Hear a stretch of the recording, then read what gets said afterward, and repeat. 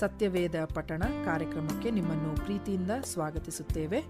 ಪ್ರಿಯ ಕೇಳುಗರೆ, ಈ ಕಾರ್ಯಕ್ರಮವು ಸತ್ಯವೇದದಲ್ಲಿ ಇರುವಂತಹ ರಹಸ್ಯಗಳ ವಿವರಣೆಯ ಒಂದು ಕಾರ್ಯಕ್ರಮವಾಗಿದೆ. ಕೇಳಿರಿ, ಆಶೀರ್ವಾದ ಹೊಂದಿಕೊಳ್ಳಿರಿ. ನಿಮಗೆ ಪ್ರಶ್ನೆಗಳಿದ್ದಲ್ಲಿ ನಮ್ಮೊಟ್ಟಿಗೆ ನೀವು ಮಾತನಾಡಬೇಕಾದರೆ ನಮ್ಮ ಮೊಬೈಲ್ ಸಂಖ್ಯೆಯನ್ನು ನೀವು ಬರೆದಿಟ್ಟುಕೊಳ್ಳುವುದಾದರೆ ನಮ್ಮನ್ನು ಸಂಪರ್ಕಿಸಬಹುದು. ನಮ್ಮ ಮೊಬೈಲ್ ಸಂಖ್ಯೆ 9902606453. ಕರ್ತನಲ್ಲಿ ಪ್ರೀತಿಯುಳ್ಳ ದೇವಜನರೇ, ನಿಮ್ಮೆಲ್ಲರಿಗೂ ಕ್ರಿಸ್ತನ ಮಧುರ ನಾಮದಲ್ಲಿ ವಂದನೆಗಳನ್ನು ಸಲ್ಲಿಸ್ತೇನೆ. ನಾವು ಈ ದಿನಕ್ಕಾಗಿ ಆರಿಸಿಕೊಂಡಿರುವಂಥ ವೇದ ಭಾಗವು ಅರಣ್ಯಕಾಂಡ 18ನೇ ಅಧ್ಯಾಯ. ಅಲ್ಲಿ ಕೆಲವು ವಚನಗಳನ್ನು ನಾವು ಓದಿಕೊಳ್ಳುತ್ತಾ ಹೋಗೋಣ. ಅರಣ್ಯಕಾಂಡ 18ನೇ ಅಧ್ಯಾಯ 1ರಿಂದ ಕೆಲವು ವಚನಗಳು. ದೇವರು ನಮ್ಮನ್ನು ಕರೆದಾಗ ಅಥವಾ ದೇವರು ನಮ್ಮನ್ನು ಸೇವೆಗಾಗಿ ಕರೆಯುವಾಗ ನಮಗೆ ಕೊಡುವಂಥ ಕೆಲವು ವಿಷಯಗಳನ್ನು ನಾವು ಗಮನಿಸುವಂಥದ್ದು ಬಹಳ ಪ್ರಾಮುಖ್ಯ. ಈ ಲೋಕದಲ್ಲಿ ನಾವು ಜೀವಿಸುವಾಗ ಕ್ರಿಸ್ತನ ಮಕ್ಕಳಾಗಿ, ಯೇಸುಸ್ವಾಮಿಯ ಸೇವಕರಾಗಿ ನಾವು ಈ ಲೋಕದಲ್ಲಿ ಇರುವಂಥ ಒಂದು ಜವಾಬ್ದಾರಿ ನಮ್ಮ ಮೇಲುಂಟು. ಯಾವಾಗ ನಾನು ನೀನು ಯೇಸು ಕ್ರಿಸ್ತನ ಅಂಗೀಕರಿಸಿಕೊಳ್ಳುತ್ತೇವೋ ನಾವು ಆತನ ಮಕ್ಕಳು ಆಗಿದ್ದೇವೆ. ಅದೇ ಸಮಯದಲ್ಲಿ ನಾವು ಆತನ ಸೇವಕರು ಕೂಡ ಆಗಿದ್ದೇವೆ. ಇದಕ್ಕಾಗಿ ನಾವು ಅದೇ ಒಂದು ದೈವಜ್ಞಾನವನ್ನು, ಶಾಸ್ತ್ರವನ್ನು ಓದಲಿಕ್ಕೆ ಕಾಲೇಜಿಗೆ ಹೋಗಲೇಬಾರ್ದು ಅಂತೇನಿಲ್ಲ. ಬದಲಾಗಿ ಯಾರ್ಯಾರು ಯೇಸು ಕ್ರಿಸ್ತನನ್ನು ಕಂಡುಕೊಂಡಿದ್ದಾರೋ, ತಮ್ಮ ಸ್ವಂತ ರಕ್ಷಕನನ್ನಾಗಿ ಸ್ವೀಕರಿಸಿದ್ದಾರೋ, ಕ್ರಿಸ್ತನ ಮಕ್ಕಳಾಗಿ ಅನುಭವವನ್ನು ಹೊಂದಿಕೊಂಡಿದ್ದಾರೋ ಅವರೆಲ್ಲರೂ ಕೂಡ ಸೇವಕರಾಗಿದ್ದಾರೆ. ಕರ್ತನು ನಮ್ಮೊಬ್ಬೊಬ್ಬರನ್ನು ಕರೆದಿದ್ದಾನೆ.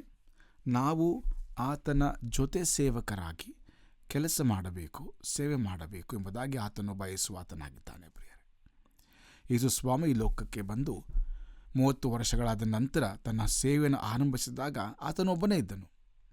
ಆದರೆ ಆತನು ಒಬ್ಬನೇ ತನ್ನ ಕೆಲಸವನ್ನು ಮಾಡಬೇಕೆಂಬುದಾಗಿ ಬಯಸದೆ ಜೊತೆಗಾರರಾಗಿ ಇರಲಿಕ್ಕೋಸ್ಕರವಾಗಿ 12 ಶಿಷ್ಯರನ್ನು ನೇಮಿಸಿಕೊಂಡನಲ್ಲವೇ?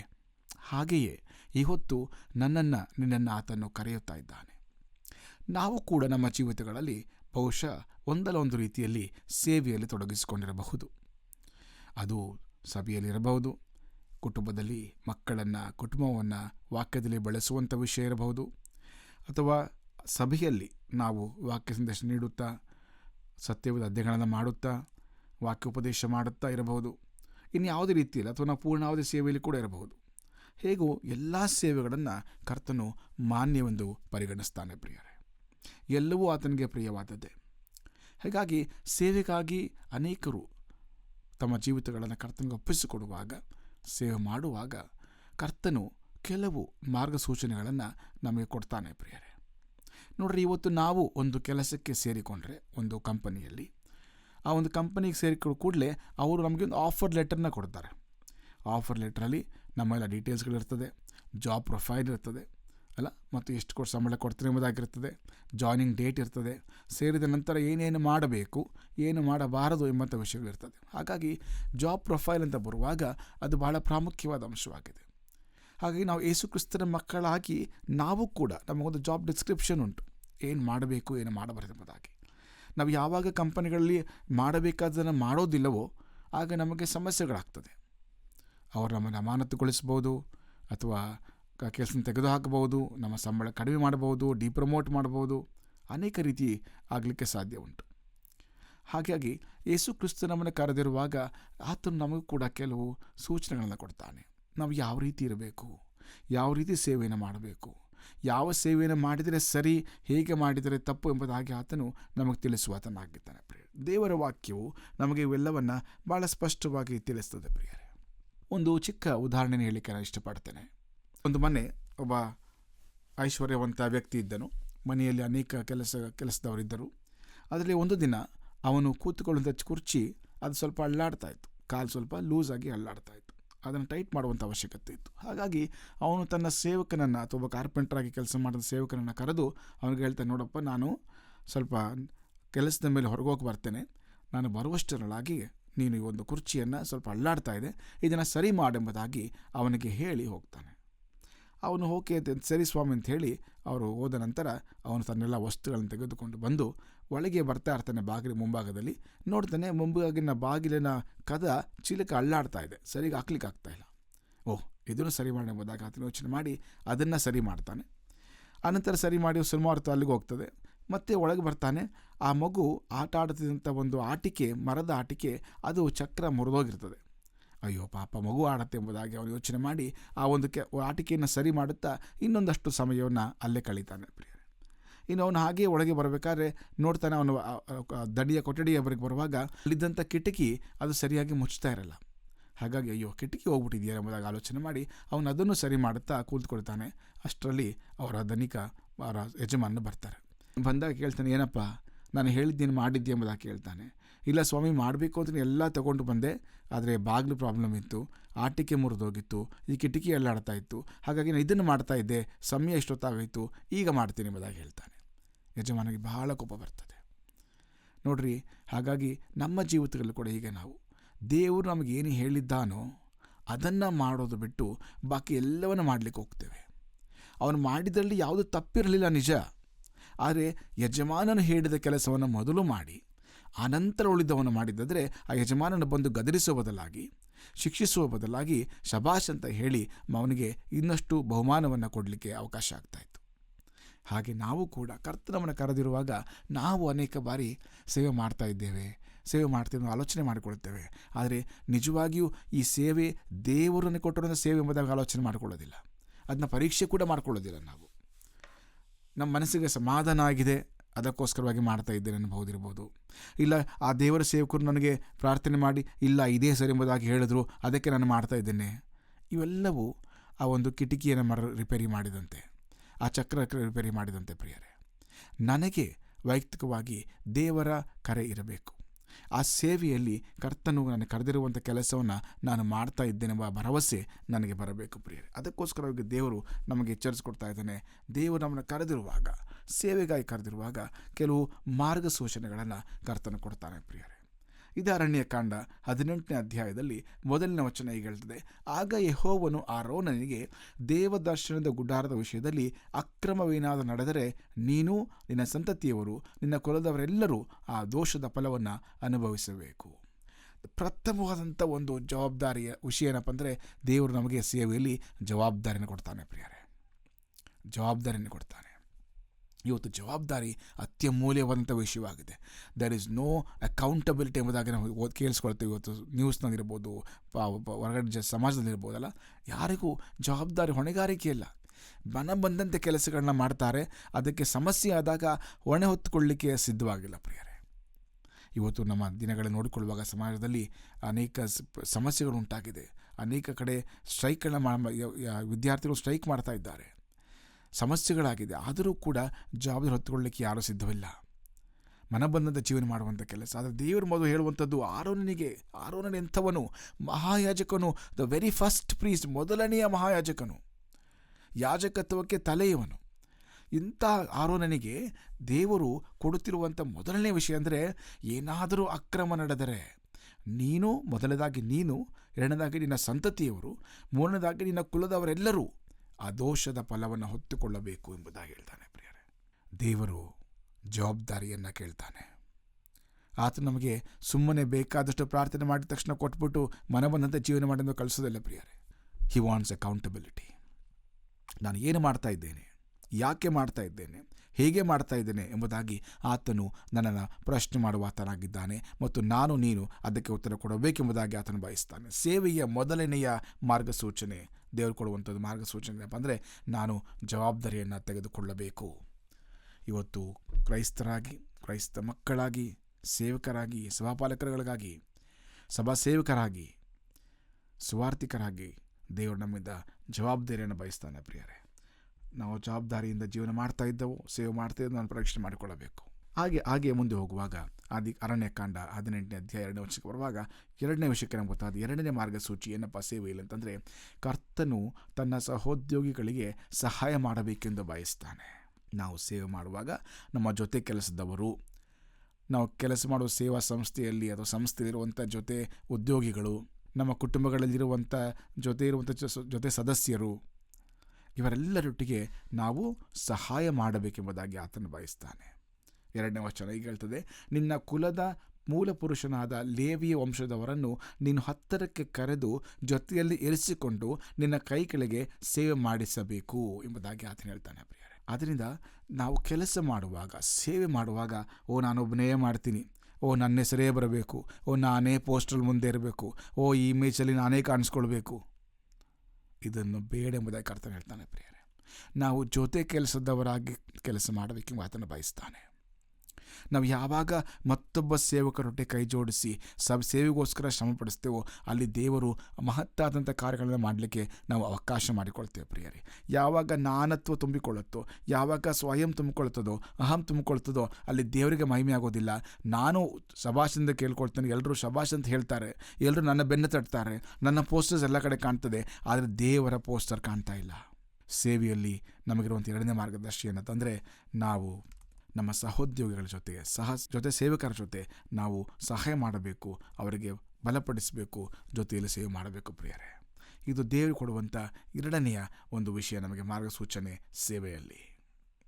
ಮತ್ತು 3ನೇ ವಿಷಯಕ್ಕೆ ನಾವು ಬರುವಾಗ, ಅದೇ ಅರಣ್ಯಕಾಂಡ 18ನೇ ಅಧ್ಯಾಯದಲ್ಲಿ ನಾವು ಮುಂದೆ ಓದು 3ನೇ ಮತ್ತು 4ನೇ ವಚನವಾಗಿ ದೇವರ ವಾಕ್ಯ ನಮ್ಗೆ ಹೀಗೆ ಹೇಳ್ತದೆ, 3-4, ಲೇವಿಯರು ನಿನ್ನ ಅಪ್ಪಣೆಯ ಮೇರೆಗೆ ನಡೆದು ಗುಡಾರವನ್ನೆಲ್ಲ ಕಾಯಬೇಕು, ಆದರೆ ಪವಿತ್ರ ಸ್ಥಾನದ ಸಾಮಾನಾಗಲಿ ಯಜ್ಞವೇದಿ ಹತ್ತಿರವಾಗಲಿ ಅವರು ಬರಕೂಡದೆಂಬುದಾಗಿ ಆತನು ಹೇಳ್ತಾನೆ ಪ್ರಿಯರೇ. ಅಂದರೆ ನಾವು ಸೇವೆ ಮಾಡುವಾಗ ಕೆಲವು ಬಾರಿ ನಮ್ಮ ಕೆಳಗೆ ಕೆಲವರು ಇರ್ತಾರೆ, ಕೆಲವು ಬಾರಿ ನಮ್ಮ ಮೇಲೆ ಕೆಲವರು ಇರ್ತಾರೆ ಪ್ರಿಯರೇ. ಹಾಗಾಗಿ ಅಧಿಕಾರಿಗಳಿಗೆ ನಾವು ವಿಧೇಯರಾಗಿ ನಾವು ಸೇವೆ ಮಾಡಬೇಕೆಂಬುದಾಗಿ ಆತನು ಬಯಸ್ತಾನೆ ಪ್ರಿಯರೇ. ನಾವೆಲ್ಲ ನೆನಪಿಕೊಳ್ಳಬೇಕೇನಪ್ಪ ಅಂದರೆ, ಎಲ್ಲ ವಿಶ್ವಾಸಿಗಳು, ಎಲ್ಲ ಸೇವಕರು ಖಂಡಿತವಾಗಿಯೂ ಯೇಸು ಕ್ರಿಸ್ತನ ಕೆಳಗೆ ಕೆಲಸ ಮಾಡುತ್ತವರಾಗಿದ್ದಾರೆ. ಆತನೇ ಮುಖ್ಯ ಅಧಿಕಾರಿ, ಆತನೇ ಪ್ರಧಾನಮಂತ್ರಿ, ಆತನೇ ಅರಸನು, ಆತನೇ ರಾಜನು, ಆತನ ಕೈಗಾಗಿ ನಾವೆಲ್ಲರೂ ಕೆಲಸದವರು. ಆದಾಗ್ಯೂ ನಾವು ಇಲ್ಲಿ ಕೆಲಸ ಮಾಡುವಾಗ ನಮ್ಮ ಕೆಳಗೆ ಕೆಲವರು, ನಮ್ಮ ಮೇಲೆ ಕೆಲವರು ಇರುವಂಥ ಪರಿಸ್ಥಿತಿ ನಮಗುಂಟು. ಹಾಗಾಗಿ ನಾವು ಈ ಒಂದು ಕ್ರಮಕ್ಕೆ ತಕ್ಕಂತೆ ಅಧೀನರಾಗಿ ದೀನತೆಯಿಂದ ನಾವು ಸೇವೆ ಮಾಡಬೇಕು ಎಂಬುದಾಗಿ ಆತನು ಬಯಸುತ್ತಾ ಆರೋನನಿಗೂ ಅವನ ಮಕ್ಕಳಿಗೂ ಇದನ್ನೇ ಆತನು ಹೇಳ್ತಾನೆ ಪ್ರಿಯರೇ. ಹಾಗೆ ಮುಂದೆ ಹೇಳ್ತಾಂದರೆ, ಅವರೇ ನಿನ್ನ ಜೊತೆಯಲ್ಲಿದ್ದು ದೇವದರ್ಶನ ಗುಡಾರವನ್ನು ನೋಡಿಕೊಂಡು ಅದರ ಸಕಲ ಪರಿಚರ್ಯವನ್ನು ಮಾಡಬೇಕು ಎಂಬುದಾಗಿ ಹೇಳ್ತಾನೆ. ಆದರೆ ಕೆಲವರು ಕೆಲವು ಕೆಲಸವನ್ನು ಮಾಡಬೇಕು, ಇನ್ನು ಕೆಲವರು ಬೇರೆ ಕೆಲಸವನ್ನು ಮಾಡಬೇಕು. ಅಂಶವಾಗಿ ನಾವು ನೋಡಿಕೊಳ್ಳುವಾಗ ಸೇವೆಯಲ್ಲಿ ಕರ್ತನು ಕೊಡುವಂಥ 5ನೇ ಮಾರ್ಗಸೂಚನೆ ಅಂದರೆ ಅದೇ ಅರಣ್ಯಕಾಂಡ 18ನೇ ಅಧ್ಯಾಯ 6 ಮತ್ತು 7ನೇ ವಚನಕ್ಕೆ ಬರುವಾಗ ದೇವರ ವಾಕ್ಯ ನಮಗೆ ಹೀಗೆ ಹೇಳ್ತದೆ, ಈಗೋ ನಾನು ಇಸ್ರಾಯೇಲರೊಳಗಿಂದ ನಿನ್ನ ಕುಲದವರ ಲೇವಿಯರನ್ನು ತೆಗೆದುಕೊಂಡಿದ್ದೇನೆ, ಅವರು ಯೆಹೋವನಿಗೆ ಸಮರ್ಪಿಸಲ್ಪಟ್ಟ ಕಾಣಿಕೆಯಂತೆ ನಿನ್ನ ವಶದಲ್ಲಿಯೇ ಇದ್ದಾರೆ ಎಂಬುದಾಗಿ ಹೇಳ್ತದೆ ಪ್ರಿಯರೇ. ಹಾಗಾದರೆ ನಾವು ಸೇವೆ ಮಾಡುವಾಗ ದೇವರು ನಮಗೆ ಕೊಡುವಂಥ ಜೊತೆ ಸೇವಕರುಗಳು ದೇವರ ಕಾಣಿಕೆಯಾಗಿದ್ದಾರೆ. ನಾವು ಮತ್ತೊಬ್ಬ ಸೇವಕರಿಗೆ ಕಾಣಿಕೆಯಾಗಿದ್ದೇವೆ ಮತ್ತು ಅವರು ನಮ್ಮ ಜೊತೆ ಕೆಲಸ ಮಾಡುವಾಗ ನಮಗೆ ಅವರು ಕಾಣಿಕೆಯಾಗಿದ್ದಾರೆ. ಇದು ದೇವರು ತಾನೇ ನಮ್ಮನ್ನು ಪರಸ್ಪರ ಕಾಣಿಕೆಯಾಗಿ ಕೊಟ್ಟಿದ್ದಾನೆ ಪ್ರಿಯರೇ.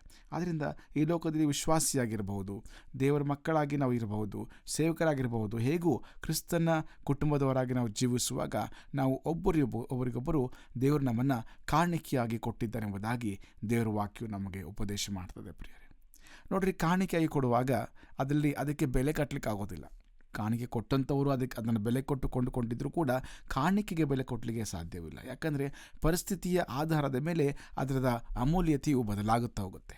ಉದಾಹರಣೆಗಾಗಿ ಒಂದು ಮ್ಯಾರಥಾನ್ ಓಟವನ್ನು ಒಬ್ಬ ಹುಡುಗ ಓಡ್ತಾ ಇದ್ದರೆ ಅವನು ಅರ್ಧ ಭಾಗ ಓಡುವಷ್ಟರಲ್ಲಿ ಅವನ ಮೈಕೈಯೆಲ್ಲ ಆಗಲಿ ನೋವುತ್ತಾ ಇರ್ತದೆ, ಅವನ ಬಾಯಾರಿಕೆಯನ್ನು ದಣಿತಾ ಇರ್ತಾನೆ. ಅವನಿಗೆ ಒಂದು ಲೋಟ ನೀರು ಕೊಟ್ಟರೆ ಬಹಳ ಸಂತೋಷ ಆಗುತ್ತೆ. ಆ ವ್ಯಕ್ತಿ ಆ ಒಂದು ಲೋಟ ನೀರಿಗೆ ಬೆಲೆ ಕಟ್ಟಲಿಕ್ಕೆ ಸಾಧ್ಯ ಇಲ್ಲ. ಆದರೆ ಅದೇ ಒಂದು ಲೋಟ ನೀರು ಕೊಂಡ್ಕೊಳ್ಳಿಕ್ಕೆ ಬಹುಶಃ ₹1 ಇರ್ಬೋದು, ಅಲ್ಲ 50 ಪೈಸೆ ಇರ್ಬೋದು ಅಲ್ಲ. ಹಾಗಾಗಿ ಕಾಣಿಕೆಯಿಂದ ಕೊಡುವಾಗ ವಸ್ತುಕ್ಕೆ ನಾವು ಬೆಲೆಯನ್ನು ನಾವು ಹಿಂದೆ ಕಟ್ಟುವಂಥ ಅವಕಾಶ ಇದ್ದರೂ ಆ ಕಾಣಿಕೆಯಿಂದ ಕೊಟ್ಟ ನಂತರ ಅದಕ್ಕೆ ಬೆಲೆ ಕಟ್ಟಲಿಕ್ಕೆ ಸಾಧ್ಯ ಇಲ್ಲ. ಹಾಗಾಗಿ ದೇವರು ನಮ್ಮನ್ನು ಅಮೂಲ್ಯವಾದ ಬೆಲೆ ಕಟ್ಟಲಿಕ್ಕೆ ಸಾಧ್ಯವಿಲ್ಲದಂಥ ಕಾಣಿಕೆಯಾಗಿ ಪರಸ್ಪರ ಜೊತೆ ಸೇವಕರನ್ನು ನಮಗೆ ಕೊಟ್ಟಿದ್ದಾನೆ ಎಂಬುದಾಗಿ ದೇವರ ವಾಕ್ಯ ಹೇಳುತ್ತೆ ಪ್ರಿಯರೇ. ಆದ್ದರಿಂದ ನಾವು ದೇವರ ಕೈಯಲ್ಲಿರುವಂಥ ಕಾಣಿಕೆಗಳಾಗಿ ಜೀವನ ಮಾಡಬೇಕು ಎಂಬುದಾಗಿ ನಾವು ಕರ್ತನ ಸೇವೆಯಲ್ಲಿ ಕರೆಯಲ್ಪಟ್ಟಿದ್ದೇವೆ ಪ್ರಿಯರೇ. ಇದು 5ನೇ ಅಂಶವಾಗಿದೆ. ಇನ್ನು ಸೇವೆಗಾಗಿ ಇರುವಂಥ 6ನೇ ಮಾರ್ಗಸೂಚಿ ಏನಪ್ಪ ಅಂತಂದರೆ, ಮುಂದೆ ನಾವು 18ನೇ ಅಧ್ಯಾಯ 19ನೇ ವಚನದಲ್ಲಿ ನಾವು ಹೀಗೆ ಓದಿಕೊಳ್ತೇವೆ, ದೇವರ ವಾಕ್ಯ ಹೀಗೆ ಹೇಳ್ತದೆ, ಇಸ್ರಾಯೇಲ್ಯರು ಯೆಹೋವನಿಗೋಸ್ಕರ ಪ್ರತ್ಯೇಕಿಸಿ ಸಮರ್ಪಿಸುವ ದೇವರ ವಸ್ತುಗಳೆಲ್ಲ ನಿನಗೂ ನಿನ್ನ ಸಂತತಿಯವರಾದ ಸ್ತ್ರೀ ಪುರುಷರೆಲ್ಲರಿಗೂ ಸದಾಕಾಲವು ಸಲ್ಲಬೇಕೆಂದು ನಾನು ಅನುಗ್ರಹ ಮಾಡಿದ್ದೇನೆ. ಇದು ಯೆಹೋವನ ಸನ್ನಿಧಿಯಲ್ಲಿ ನಿನ್ನೊಡನೆಯೂ ನಿನ್ನ ಸಂತತಿಯವರೊಡನೆಯೂ ಮಾಡಲ್ಪಟ್ಟ ಶಾಶ್ವತವಾದ ಉಪ್ಪಿನ ಒಡಂಬಡಿಕೆ ಎಂಬುದಾಗಿ ಹೇಳ್ತದೆ. ಕರ್ತನು ಕೊಡುವಂಥ 6ನೇ ಅಂಶ ಅಂದರೆ ಆತನು ಒಡಂಬಡಿಕೆಯನ್ನು ಮಾಡಿಕೊಳ್ಳಲು ಬಯಸ್ತಾನೆ. ಪ್ರಿಯರೇ, ನಾನು ನೀನು ಕರ್ತನ ಸೇವೆಯಲ್ಲಿರುವಾಗ, ವಿಶ್ವಾಸಿಯಾಗಿ ಜೀವಿಸುವಾಗ, ಕರ್ತನು ನನ್ನೊಟ್ಟಿಗೆ ನಿನ್ನೊಟ್ಟಿಗೆ ಒಡಂಬಡಿಕೆಯನ್ನು, ಬರೀ ಒಡಂಬಡಿಕೆಯಲ್ಲ, ಶಾಶ್ವತವಾದ ಒಡಂಬಡಿಕೆ ಅಷ್ಟೇ ಅಲ್ಲ, ಶಾಶ್ವತವಾದಂಥ ಉಪ್ಪಿನ ಒಡಂಬಡಿಕೆ ಎಂಬುದಾಗಿ ದೇವರವಾಗಿ ಕೇಳ್ತಾರೆ. ಹಾಗಾದರೆ ಉಪ್ಪು ಯಾಕೆ ಇಲ್ಲಿ ಬಂತು ಅಂತ ನೋಡುವಾಗ, ಆಗಿನ ದಿನಗಳಲ್ಲಿ ಉಪ್ಪು ಬಹಳ ಮೂಲ್ಯವಾದಂಥ ವಿಷಯವಾಗಿತ್ತು. ಅದನ್ನೇ ಉಪಯೋಗಿಸಿಕೊಂಡು ಅನೇಕರು ವಸ್ತುಗಳನ್ನು ಕೊಂಡುಕೊಳ್ತಾ ಇದ್ರು ಮತ್ತು ಕೊಡ್ತಾ ಇದ್ರು. ಪ್ರಿಯರೇ, ಹಾಗೆ ಉಪ್ಪು ಅಮೂಲ್ಯವಾದಂಥ ವಿಷಯವಾಗಿತ್ತು. ಹಾಗಾಗಿ ದೇವರು ನಮ್ಮನ್ನು ಕೂಡ ಉಪ್ಪಿಗೆ ಹೋಲಿಸಿದ್ದಾನೆ. ನಾವು ಭೂಮಿಗೆ ಉಪ್ಪಾಗಿದ್ದೇವೆ. ಉಪ್ಪಿಲ್ಲದೆ ಯಾವ ಊಟವನ್ನು ಊಟ ಮಾಡಲಿಕ್ಕೂ ಸಾಧ್ಯ ಇಲ್ಲ ನಮಗೆ. ಆದ್ದರಿಂದ ಇಂಥ ಶ್ರೇಷ್ಠವಾದಂಥ ಒಂದು ಒಡಂಬಡಿಕೆಯನ್ನು ಕರ್ತನು ನಮ್ಮೊಟ್ಟಿಗೆ ಮಾಡಿಕೊಳ್ತಾನೆ.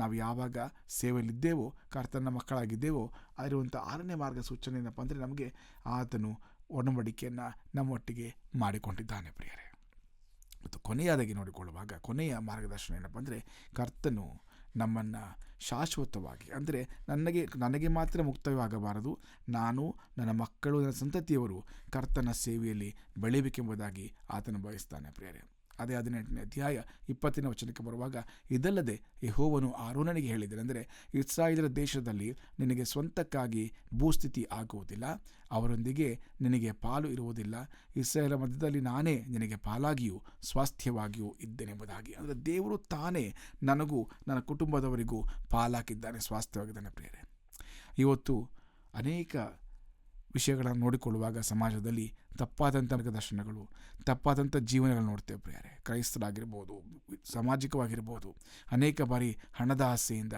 ಅಧಿಕಾರದ ಆಸೆಯಿಂದ ಸೇವೆ ಕರೆಯನ್ನು ನಾವು ಮರೆತು ಬಿಟ್ಟವಂಥ ಜೀವನ ಮಾಡ್ತೇವೆ. ಕ್ರಿಸ್ತನ ಕರೆಯನ್ನು ಮರೆತು ಬಿಟ್ಟು ಜೀವನ ಮಾಡ್ತೇವೆ. ಪ್ರಿಯರೇ, ಆದರೆ ದೇವರು ಹೇಳ್ತಾನೆ, ನಿನಗೆ ಈ ಲೋಕದಲ್ಲಿ ಸಿಸ್ತಲೊಟ್ಟಿಗೆ ಭೂಸ್ಥಿತಿ ಇಲ್ಲ, ಬದಲಾಗಿ ನಾನೇನ ಸ್ವಾಸ್ಥ್ಯವಾಗಿದ್ದೇನೆ, ನಾನೇನ ಪಾಲಾಗಿದ್ದೇನೆ ಎಂಬ ಕರ್ತನು ಹೇಳ್ತಾನೆ. ಪ್ರಿಯಾರವನಿಗೆ ಇವತ್ತು ನಮ್ಮ ಕರ್ತನ ಹತ್ರ ಒಂದೇ ವಿಷಯ, ಮಗನೇ ಮಗಳೇ, ನಾನೇನು ಪ್ರೀತಿ ಮಾಡಿದ್ದೇನೆ, ನನ್ನ ಮಗನಾಗಿ ಜೀವಿಸು, ನನ್ನ ಸೇವಕಳಾಗಿ ನೀವು ಸೇವೆ ಮಾಡು, ಯಾಕೆಂದರೆ ನಾನೇ ನಿನ್ನ ಪಾಲಾಗಿದ್ದೇನೆ ಎಂಬುದಾಗಿ ಆತನು ಹೇಳ್ತಾನೆ. ಪ್ರಿಯರೇ, ಹಾಗಾದರೆ ನಾವು ಕರ್ತನ ಸೇವೆಯಲ್ಲಿ ಇರುವುದಾದರೆ, ಆತನ ಮಕ್ಕಳಾಗಿ ಜೀವಿಸ್ತಾ ಇರೋದಾದರೆ ಈ 7 ಅಂಶಗಳನ್ನು ನಾವು ಗಮನಿಸಿಕೊಳ್ಳೋಣ. ನಮಗೆ ಕರ್ತನ ಜವಾಬ್ದಾರಿಯನ್ನು ಬಯಸುವ ಆತನಾಗಿದ್ದಾನೆ. 2ನೇದಾಗಿ, ಆತನು ನಮ್ಮ ಜೊತೆ ಸೇವಕರನ್ನು ಸಹಾಯ ಮಾಡಬೇಕೆಂದು ಬಯಸ್ತಾನೆ. 3ನೇದಾಗಿ, ನಾವು ಅಧೀನತೆಯಲ್ಲಿ ಜೀವನ ಮಾಡಬೇಕೆಂದು ಆತನು ಬಯಸ್ತಾನೆ. 4ನೇದಾಗಿ, ನಾಯಕತ್ವವನ್ನು ವಹಿಸಿಕೊಂಡು ಜೀವನ ಮಾಡೋಕೆಂಬುದಾಗಿ, ಸೇವೆ ಮಾಡೋಕೆಂಬುದಾಗಿ ಆತನು ಬಯಸ್ತಾನೆ. ಪ್ರಿಯರೇ, 5ನೇದಾಗಿ, ಆತನು ನಮ್ಮನ್ನು ಪರಸ್ಪರ ಕಾಣಿಕೆಯಾಗಿ ಕೊಟ್ಟಿದ್ದಾನೆ. 6ನೇದಾಗಿ, ಆತನು ಒಡಂಬಡಿಕೆಯನ್ನು ಮಾಡಲಿಕ್ಕೆ ಬಯಸ್ತಾನೆ.